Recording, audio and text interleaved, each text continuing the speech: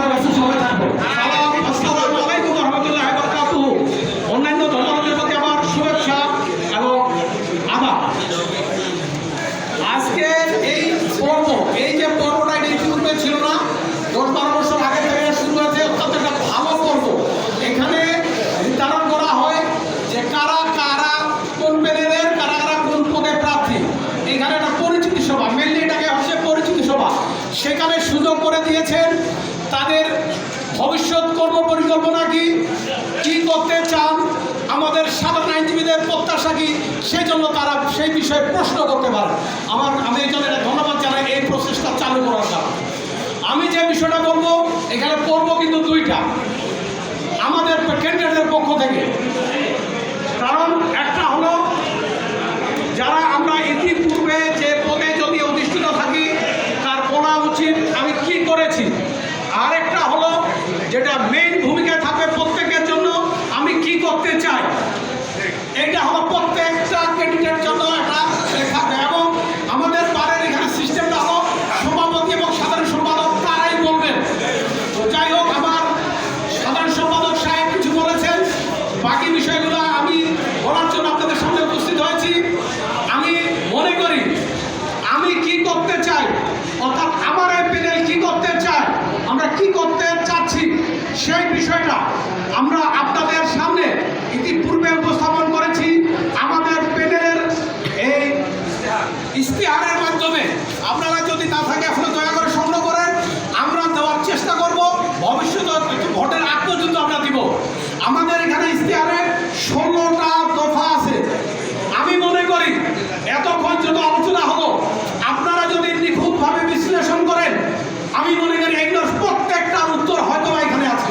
আমি মনে করি এরপরেও যদি কেউ না পেয়ে থাকে আমাকে প্রশ্ন করবেন যে এইটা আপনাদের অসম্পূর্ণ আছে, অথবা আমাদের যদি না থেকে থাকে, আমরা যদি নির্বাচিত হই, ইনশাআল্লাহ সেটা অবশ্যই কার্যকরী করার ব্যবস্থা করব সকলকে নিয়ে।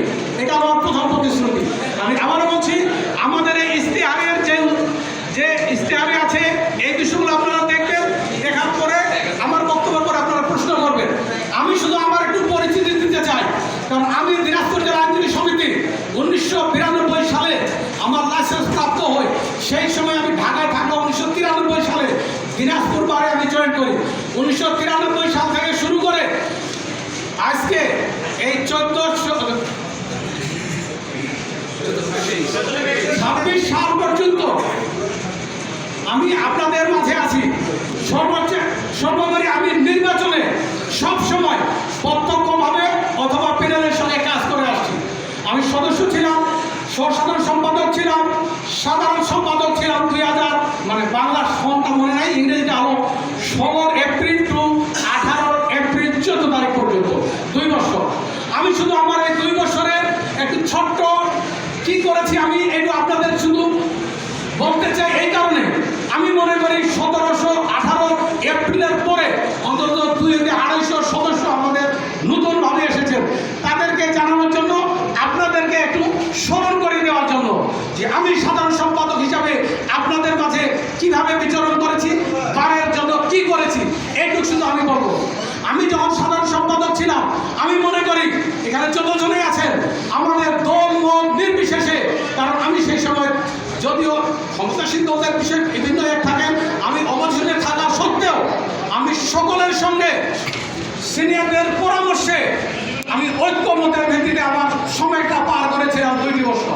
আমার সভাপতি সাহেব ছিলেন খতিবুদ্দিন স্যার, শ্রদ্ধাভাজন খতিব স্যার, স্মরণ করি তার প্রতি।